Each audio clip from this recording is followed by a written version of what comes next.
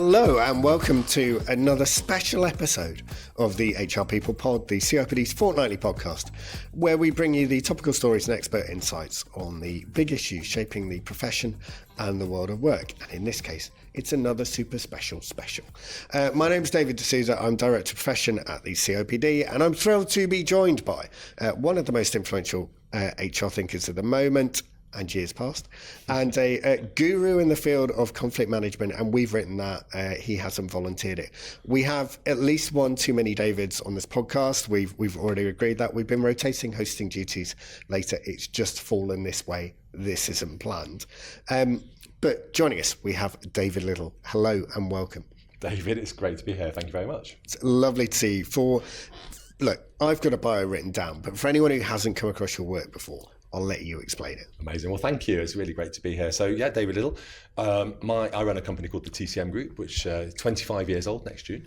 So I'll talk a little bit about what we do. Prior to doing that, I ran a charity specialising in conflict resolution and restorative justice, one of the first charities in the country. Gives a little bit of a taster of what I might be talking a bit about today. Working in communities across Leicester and the East Midlands, bringing people together to resolve community issues through dialogue, understanding, building bridges and connecting people. And if that work has ever been needed, it was needed then, David, it's needed now. And prior to that, I did a degree in race and community relations. So a lot of my work very much is around inclusion, anti-racism, and that's been a thread I've carried through all of my work, really, all of my life. And at TCM, we specialise in, as you rightly said, conflict resolution, but we also work very much further upstream to find out what are the sources and causes of conflict. So we do a lot of work around management capabilities, leadership behaviours, HR systems and processes, and a lot of work is around helping to develop what I describe as transformational cultures. Fantastic. And coming on to that point, transformational culture, that would make an excellent name for a book. We'll come on to it. You're just about to release your third book. Yes. We'll touch, I think, on each of them as we go through, or the themes that go through them. But it'd be really good to kind of bring those to life for people. Yeah, absolutely. So my first book was called Managing Conflict.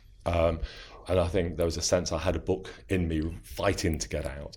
So I wanted to talk about how organisations can manage conflict more effectively, not necessarily through the traditional lens of dialogue and resolution and mediation, although it focuses a lot on those. But I also wanted to challenge some of the received wisdom that we could resolve conflict through grievance processes and disciplinary systems and the like. So in that book, I offered up a new methodology for organisations called a resolution policy, which latterly became a resolution framework. So that was 2017. Second edition was published in 2024. Some lovely case studies and stories of organisations embracing resolution, Tesco's, the Metropolitan Police, and many others who I've been working with. Then in 2021, my second book was published called Transformational Culture. Now that was more of an idea. Saying, okay, well, what does good culture look like? We all knew what bad cultures look like: blatant culture, toxic culture, all the elements of being in culture shock, and we read about that every day. But what I wasn't so clear on is, what does good look like, and how do we move towards good?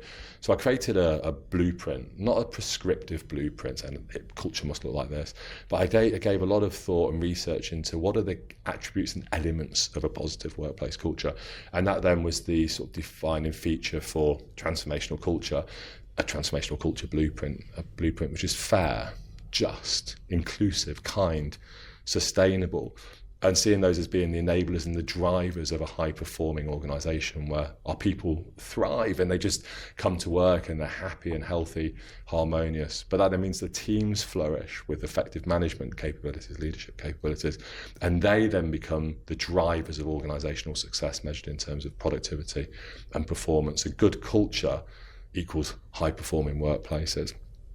The third book is called People and Culture. And what's troubled me for a great many years is HR's reliance on legacy systems and processes for resolving issues, that we might subcontract a problem to a policy. Policies which I often saw as being based on retribution and blame, sanction, very binary and oppositional approaches which drove an adversarial mindset within the workforce. Not intentionally, but very much was evidence. And if you look at the cost of these issues, £28.5 billion a year, ACAS suggests is being spent on resolving these issues. I mean, where's all that money going? I'm sure Rachel Reeves would love to get her hands on some of that. So the third book really challenges HR to move from the legacy models, which I describe as reactive and transactional, to proactive and transformational. And it sets out a number of domains to enable the people function to really thrive and become strategically the most important function in our organisation. I describe the people function as oracular, the oracle of the workplace. I think of it as very much this sort of spiritual sense of what the people function becomes as it releases its vice-like grip on blame and shame and punishment and actually starts to engage, facilitate, enable, nurture, coach and develop. Then so too it becomes this powerful, all-seeing function within the organisation, and with the benefit of AI and data, tools to be able to assess and assimilate that data, it can then become powerful because it can begin to predict what tomorrow might begin to look like. And therefore it positions itself as a strategic function at work. And that's out January 2026? 26, it's published on the 3rd of January next year. Just full of ideas for the year. I've got an early review of it which describes it as full of real-world examples and practical frameworks. It's an invaluable guide to rich thinking in this space. And I know that because I wrote that. So, and I'm very grateful. Thank you for your lovely support. It really is. It is one that people should. It's not. Could you get it on your Christmas card list early? You probably could as a pre-order, couldn't you? Also, in fairness, you haven't asked us to plug the book. Just think it genuinely is one that people should be reading. I think you spoke there about what I think to a degree is a broadening of horizons. So you wake up to the opportunity that's presented by reimagining some of the things that are core assumptions around the way organisations work in a different way with, to your point, high performance and productivity, a clear outcome of that. So it isn't let's be nicer. It's actually, this is not a good way for systems to operate effectively to drive that performance. Is that a fair summary? I think it's a fantastic summary. That's exactly right. I think the old legacy systems, if you look at engagement levels, productivity levels, well-being levels, they're nosediving. And so the legacy systems are not wholly at fault, but in order to be able to redefine the systems and the outcomes that we want to achieve, we need to rewrite the book. And that's what I'm trying to do with people and culture. And it's not to be prescriptive and not diminishing the important role that HR have played in the past, but we've moved from the unitarist period, which is very much what the systems are designed for, rules-based system where the employer and the employer in opposition. There's much more of a collaboration and much more of a partnership, the concept of the employee as a consumer of systems and processes. So as we reimagine the role of leaders shifting towards transformational leadership, servant leadership principles, we reimagine the role of the employee as a consumer of system, of process, of procedure, of management. Then the HR function too also benefits from a reimagining of its role. And that's what I've tried to do, is to reimagine. And I did a lot of research. I interviewed over 30 chief people officers, chief execs, the chief exec at the Financial Times, chief people officers from WPP, from Coca-Cola, from PwC, from London Zoo, hospitals, all over the world. I've spoken to some incredible people. And the overarching message that all of them have brought throughout the text is it's time for us to really begin to reimagine what the function of HR can be and unleash the principles. I guess what people told me, David, was this: people are the business. Business is defined by its culture, and our leaders shape the culture. So in that sentence, people, culture, leadership, business, those four elements then coexist. And that's really the sort of primary hypothesis of the book. How do we nurture and elevate those four principles in the world of work for the future? Fantastic. I'm going to do an odd book plug now, but it's about the next question. So Andrew Cooper's book has just been published on avoiding harm. I think that happened yesterday. I was happy to contribute a chapter to that. There's been some great work in the NHS and beyond. And some other people really interested, as you say, kind of on justice and organisations. Amanda Oates has done some great work in this space as well. NHS has been leading on it. Julie Rogers, I know, at HPMA, shout out to them, are doing some really good work. Let's kind of bring it to life for people. We've spoken a lot. You spoke about rewriting the book. Chat a little bit about what it needs to be rewritten. So you spoke about the economic impact, but why do you believe grievance and disciplinary processes carried out in a traditional way can be harmful or are harmful? Let me frame that question slightly differently. That's fair. You can totally do that. Anyone who's listening to this podcast, I'm going to ask them to take a very honest look at the last 12 months of their experience of discipline and grievance. And I'm going to ask you a very simple question. At any time, has that process added value to your organisation? And if anyone's saying yes, then please do send me a message, because that'll be the first time I've heard yes in 25 years of asking that question. What it delivers is a perception, a mirage of justice, an illusion of fairness, because we're putting a tick in the box to say we follow due process. Now, I know procedural justice is important. I know the box ticking exercise is an important aspect of going into the tribunals and through the internal hearings, but so's human justice, natural justice, and so's distributive justice. But those three models of justice which exist through discipline and grievance, procedural, distributive, and natural justice, sit upon a layer of retributive justice. And retributive justice is about who's at fault and how do we allocate blame for the wrongdoing. And that sits within our grievance, disciplinary, performance, bullying, harassment. Retributive justice is the platform against which all of these other justice models sit. So it's given priority, it's given prominence within the justice model, within grievance procedures. So within the grievance and disciplinary procedures, they are naturally and intrinsically retributive in nature. It's about blame, punish, and shame and sanction. In parenthesis, destroy. Now, people say, actually, the box ticking exercise, the tick in the box to say we follow due process, offsets the destruction. The destruction is worth it. It's worth destroying people's lives and relationships because I've ticked the box. That's no way to run an organisation. Anyone who thinks that's okay really needs to take a long, hard look at themselves and ask, well, why are you doing this? Whose benefit is being served? Because it isn't the people who are experiencing the problems. That's a cast iron fact. So as we start to recognise that actually these processes don't serve the workforce, they only serve the people who are administering the processes. And if we want to get different outcomes, we need to change the system. So the question then asks, if it doesn't work, how do we recalibrate it? And the way I start that process with organisations is I just say, look, get a green pen and get a red pen. And I write about this in the book. It's a very simple experiment, a green pen, red pen experiment. With a red pen, mark all of the bits of your policy which are about retribution and blame and evidence and sanctions and punitive outcomes and formality and rigidity and so on and so forth. And with a green pen, mark all of the parts of the policy which accentuate your values. They're about empathy and dialogue and compassion, engagement, learning, insight, growth. I'm going to come back to learning, insight and growth because it's the currency of the future of work. If you've got, message to all of the people listening to the podcast, if you've got more than a dot of green pen on your policy framework, send it through to me. I'll put it on my website as an example of best practice. Now, I'm not saying get rid of the red pen, David. We have to have red pen. There has to be the ability for the organisation to have compliance and structure within it. But what I'm saying is there should be an equal balance of green pen and red pen within your policy framework. And that ain't delivered through the traditional people policies. So the outcome shouldn't all be punitive. That's a narrow way of looking at it. Well, thank you for summarising my. But you're exactly right. But and also, what did the punitive? Who does it serve? It doesn't serve anyone, unless you want to contribute to the £28.5 billion. Now, I sort of asked a sort of throwaway question: where's all that money going? We all know where that money goes.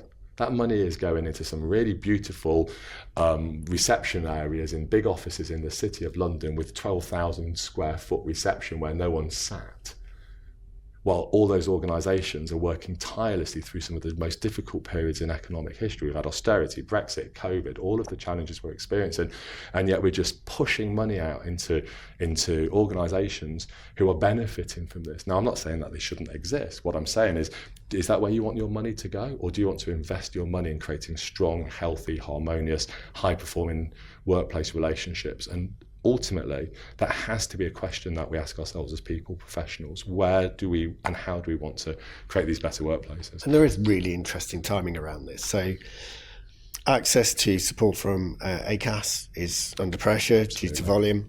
Access to the tribunal system is under pressure due to volume. The delay, therefore, for resolution once you reach a position where they're the mechanics is unhelpful. The organisational drag and the individual impact is therefore higher than it's historically been.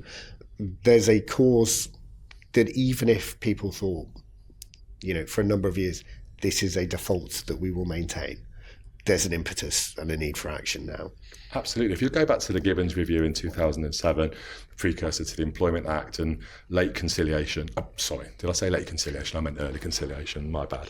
And what was I don't know if that was deliberate. Yeah, it was very deliberate. It felt a little bit deliberate. It was deliberate, David, because you couldn't get later. And if you look at the fees to the tribunals, there was two big sort of landmark changes following the Gibbons Review. Now, the Gibbons Review, if you want to read about how to resolve conflicts effectively and learn, and Michael Gibbons, then reporting into the Department for Trade and Industry, wrote a landmark piece of research and created a piece of research which explored the then existing dispute resolution regulations and promoting best practice for resolving conflicts.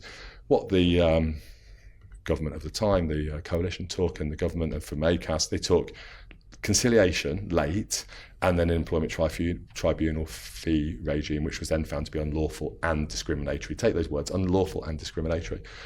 And now we're just going back to the same. Well, these systems were broken. They were always broken.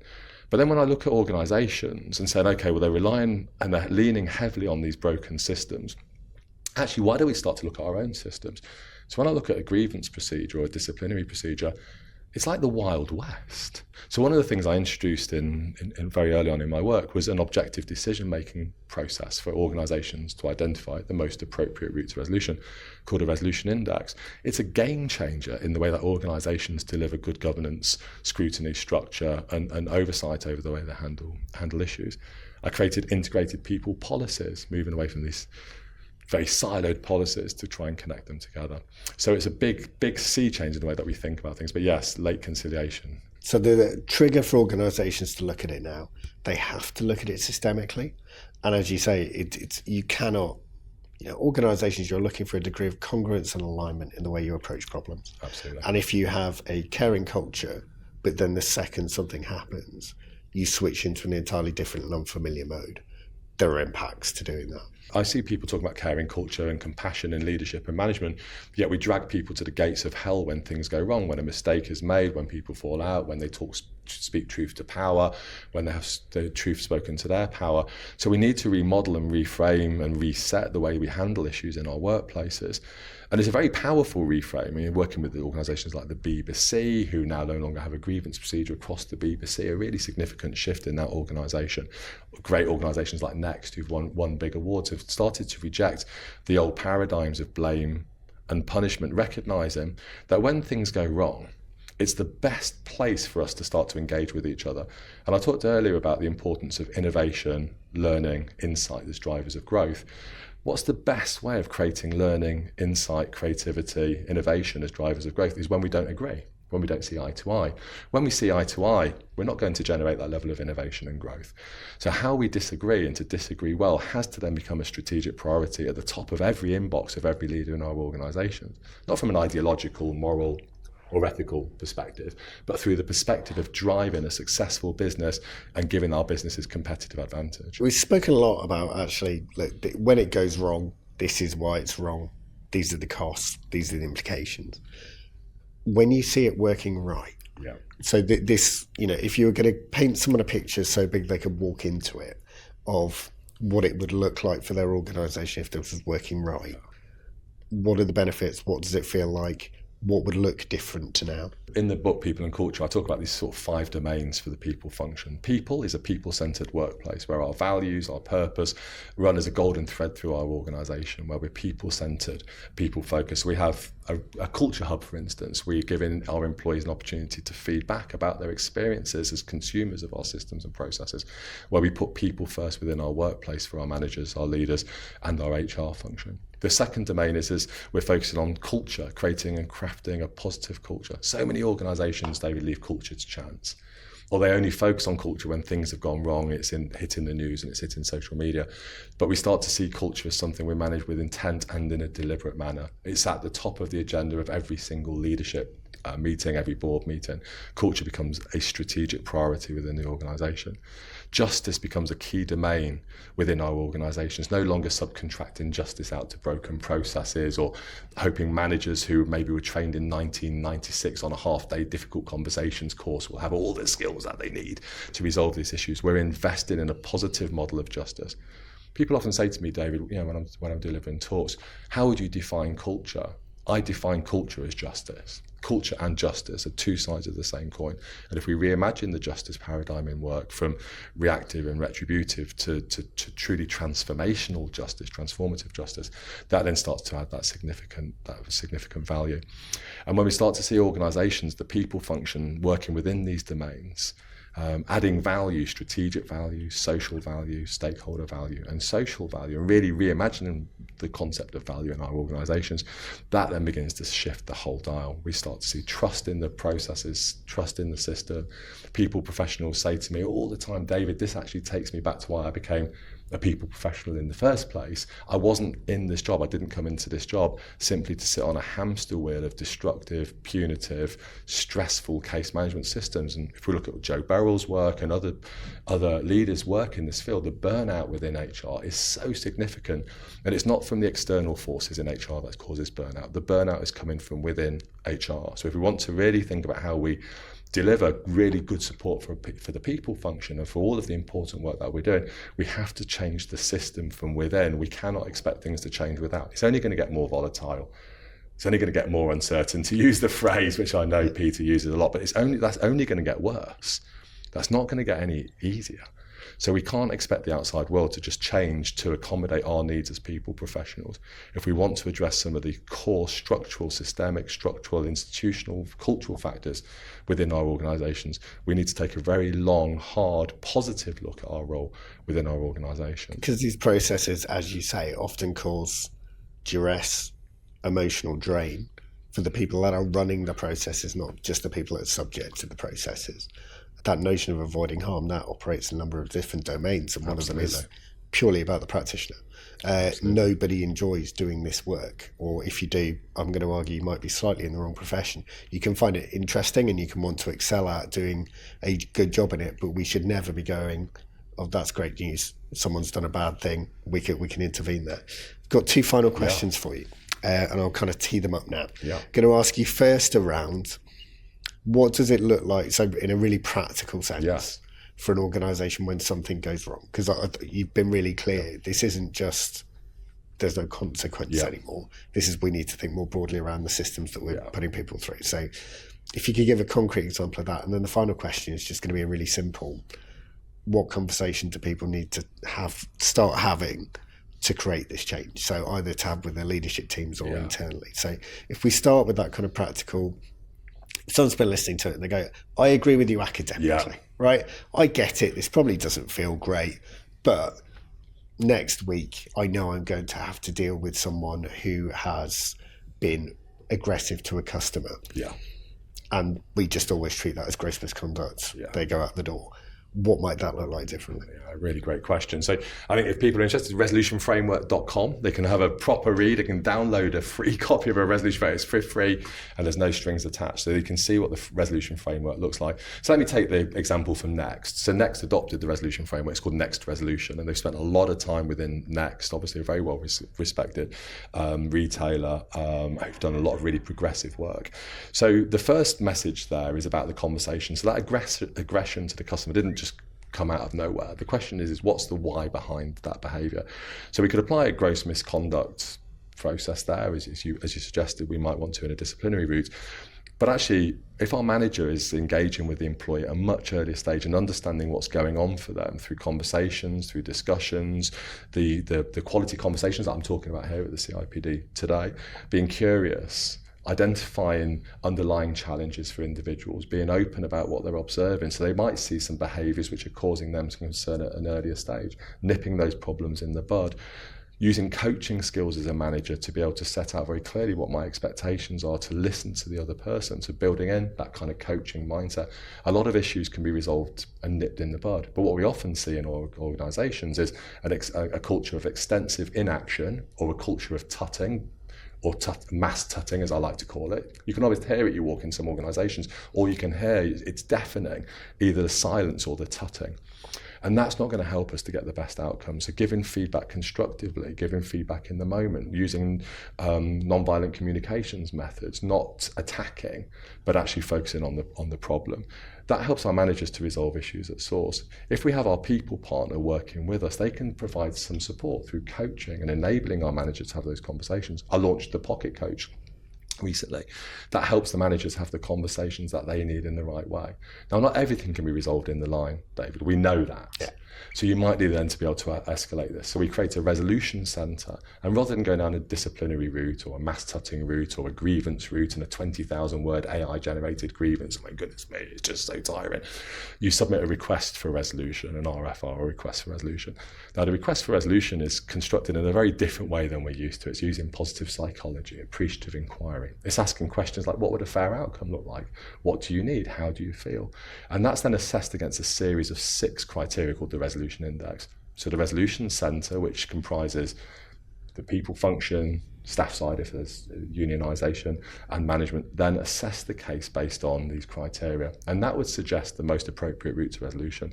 Within Next, within Aviva, within the BBC, numerous TSB organisations have adopted, so many organisations have adopted, they all say about the same to us. Somewhere between 70 and 90% of cases that are then triaged through that process then move into an informal resolution route. And only the most serious cases, so we're talking serious racial discrimination, fraud, misconduct, serious allegations, there were gross misconduct cases that you've described, would that move down a formal investigative route. And we did some research last year, having launched the resolution framework in 2013. We did some research with organisations who adopted the resolution framework. There's thousands, and not one of those organisations have had an adverse outcome in the employment tribunal as a result of adopting that. And that's, it might help answer the final question around, how do you get this started? But I'm guessing most people with a complex caseload, if you said, look, at least 80% of that isn't going to turn up in that format, that is a win in itself. But it can seem, and you've been really careful throughout to go, it's not this, it can seem what you're doing is you're removing teeth, you're removing consequence, and you're removing the ability of an organisation to essentially move on people it needs to. I know that's not the thrust, but I also know that lots of our listeners will be working with leadership teams where that'll be the reflex action that they have. Yeah. So what's the best way of opening up the conversations and thinking around this? Yeah, we can't create good employee relations, good cultural landscapes by reflex. We have to consider our actions, our interactions and our reactions, the air that we create as leaders, how we act, interact and react. So part of that is about using evidence. I talked a lot about the green pen, red pen experiment, going out and listening to our workforce. How many organisations who are listening to this send a survey monkey or type form survey to people who've been through a disciplinary grievance or performance process? I'm guessing very few. Let's go out and listen to people who've been through this process. Let's understand what their needs, goals and motivations are. And as I said earlier and alluded to, the current systems, they don't deliver consistency, they don't deliver compliance. They're an illusion of fairness. They're a mirage of justice. They make us feel that we're doing something because we are all so very busy doing it. Now this, I can say, is not an existential threat to the role that HR might play in our organisations, which is the biggest barrier. It's not the leaders. The leaders just want people to be productive, to gain competitive advantage in order to run successful organisations. That's their fiduciary responsibility as leaders. It's not about applying processes and systems. The fact is no one's telling our leaders that there's a better way for running our organisations. So let's move into the people function and the HR function, because that's where the biggest barrier comes from. Because the argument is, if I'm not doing case management, what else might I be doing? But what we're doing is enabling, facilitating, coaching, developing, supporting, nurturing, growing, gathering insight, data, learning and growth. And then this positions the people function as an oracle, the oracular function, because it's able to gather all of these data points, myriad data points from across the organisation, from every interaction, every level of engagement, pulls those together and then gains a true sense of what's happening in our organisations, the pushes, the pulls, the opportunities, the innovation and creativity. And that is the future, that's the currency of the future of work. So if all of this is coming through the people function and channeling through the people function, it positions the people function as strategically the most important function at work and in our organisation, no longer striving to have a seat at a table and, with the greatest of respect, selling its soul to get there in many cases, and turning a blind eye to bad leadership behaviours, creating a set of rules which apply to leaders and don't apply to the workforce, all of the things that cause a malaise and a mistrust within our organisations.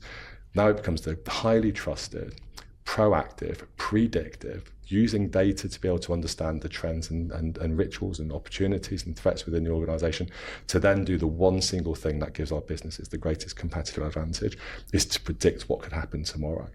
And as soon as the people function can gather all that data to predict tomorrow, that's the greatest competitive advantage any business has. And any chief executive or leadership team who is about driving a successful organisation will be much more concerned about working with their chief people officer to predict what could be happening tomorrow than they are labouring the point about broken systems and why X person is off work for 6 months because their manager said something abusive to them. That is not a good way to run a business. It's not sustainable. It's not tenable. And any function that sees itself serving that then needs to, as I've suggested earlier, take a very long, hard look at itself in terms of asking itself, whose benefit is this serving? So if you're interested in productivity and performance, and people are going to be the thing that sets that apart, the environment you create for those people to enable them to flourish is going to be the biggest differential that an organisation has. And if you're listening to this podcast, you've been listening to this podcast, you're integral in that, and that's why your work's important. This has been absolutely fascinating. We've been live from Manchester. We're just like Oasis, it's just like Oasis in that way. And that's all from us today. David, I'm pretty sure we'll have you on again if you'd like to come back. Don't forget to subscribe or follow. You've obviously managed to find us at least once. I'm David D'Souza. This has been David Liddle, and this has been the HR People Pod. Thank you very much.